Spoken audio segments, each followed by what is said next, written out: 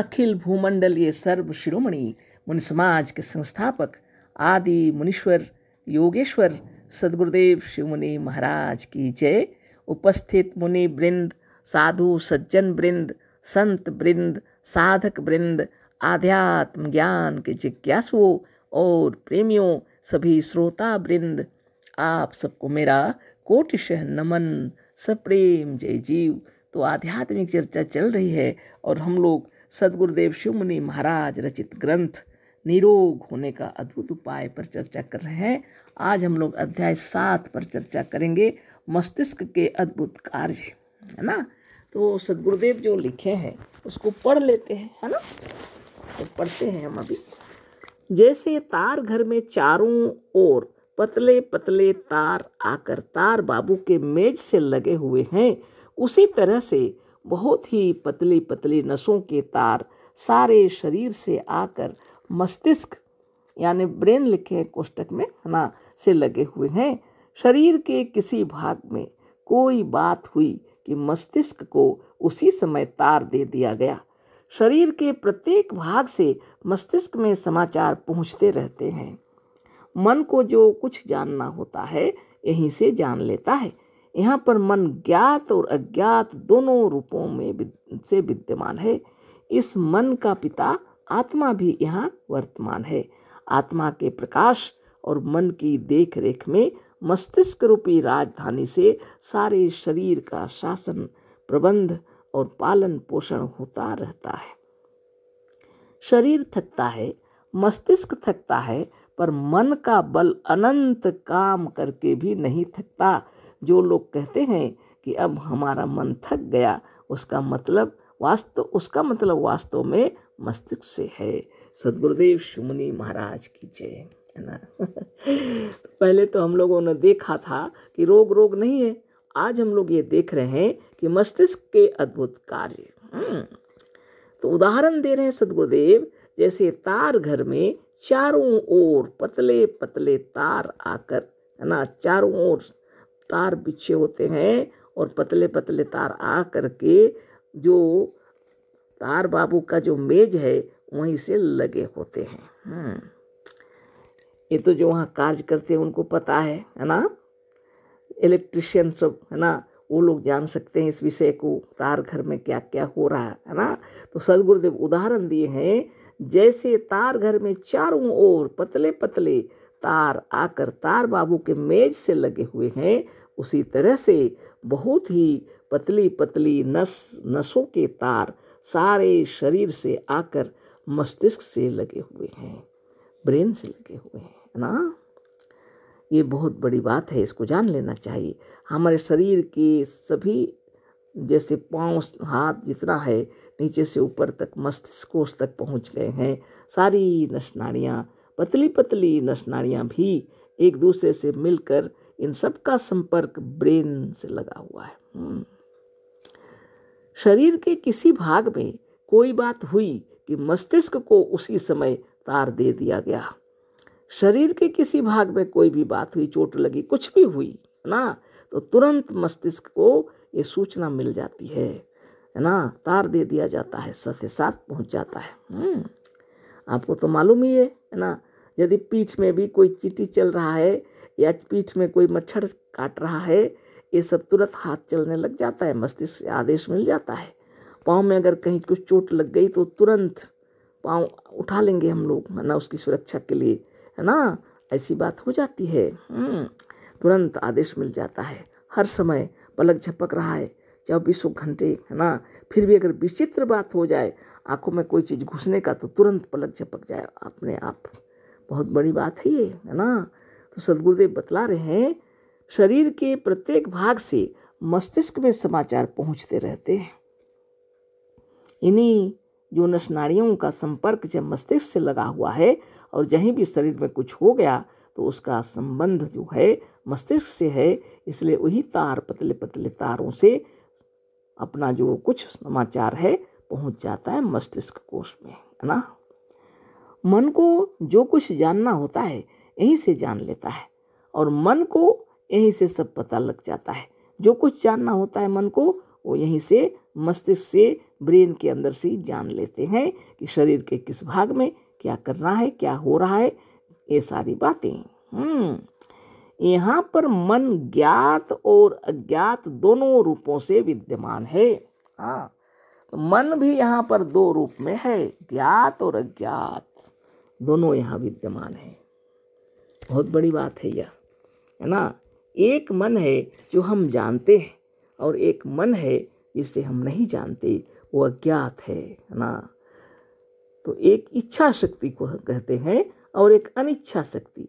उसी तरह एक ऐच्छिक मांसपेशियां और अनैच्छिक मांसपेशियां हम लोग जो पढ़ते थे। पर यहाँ क्या कह रहे हैं गुरुदेव, यहाँ पर मन जो है ज्ञात और अज्ञात दोनों रूपों से विद्यमान है। एक मन आ जाता है, हम लोग को बता देता है यहाँ कुछ हो गया, तो अज्ञात शक्ति तुरंत कार्य करने लग जाती है ना। तुरंत आदेश हो जाता है शरीर को, है ना। इस मन का पिता, ये जो मन का पिता इसलिए कहा गया है कि आत्मा में ही मन उत्पन्न होता है यहाँ। तो पिता जो है आत्मा, यहाँ मन का पिता आत्मा भी यहाँ वर्तमान है। आत्मा के प्रकाश और मन की देख रेख में मस्तिष्क रूपी राजधानी से सारे शरीर का शासन, प्रबंध और पालन पोषण होता रहता है। बहुत बड़ी बात है ना। मस्तिष्क के अद्भुत कार्य जो गुरुदेव लिखे हैं, इसलिए इसको समझा रहे हैं सदगुरु ना। आत्मा के प्रकाश में, यानी आत्मा के रहने से, आत्मा की चेतनता से इस शरीर के अंदर मन की देखरेख में मस्तिष्क रूपी राजधानी से, है ना। राजधानी हमारा मस्तिष्क है और यहीं से कार्य चलते हैं। सारे शरीर का शासन होता है, यहाँ से प्रबंध भी होता है, पालन पोषण होता है, होता ही रहता है।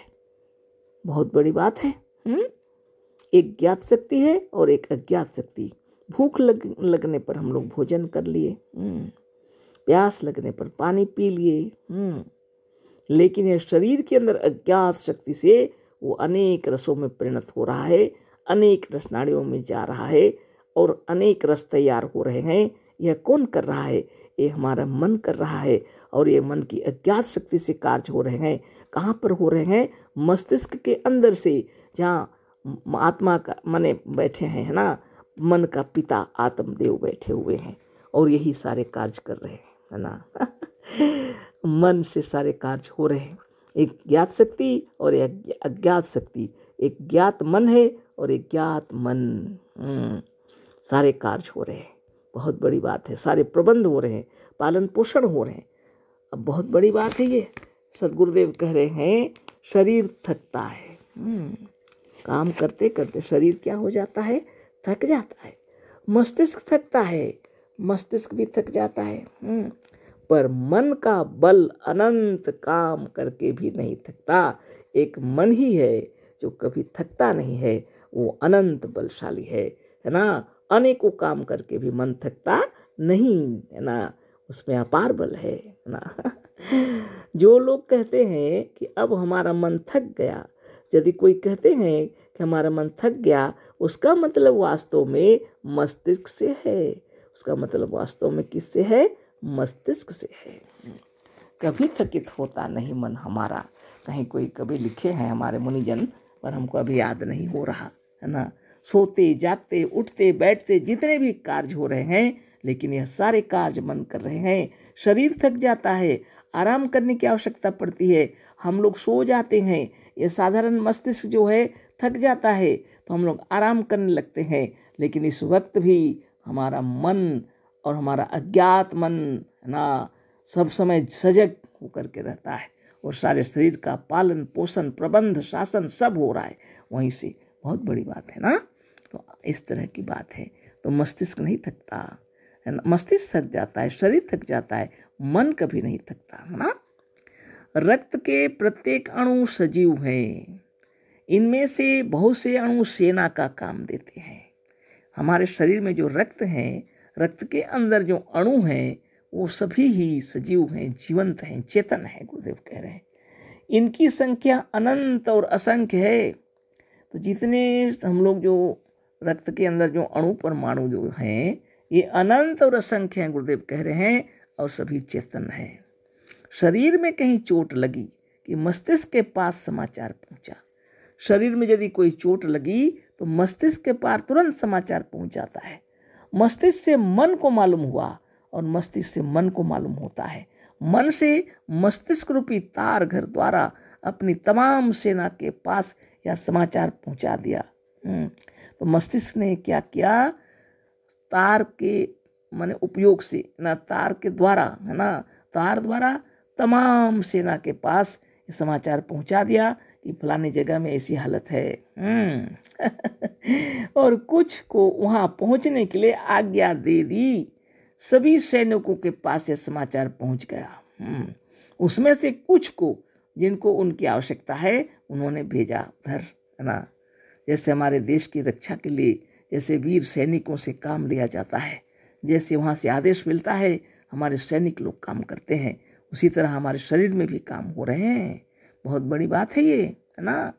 बड़ी तेजी से सैनिक जहाँ चोट लगी थी वहाँ इकट्ठे होने लगे और बड़ी तेजी से सैनिक लोग वहाँ पहुँच गए और वहाँ की मरम्मत के लिए पहुँच गए। कल फिर इस पर चर्चा होगी।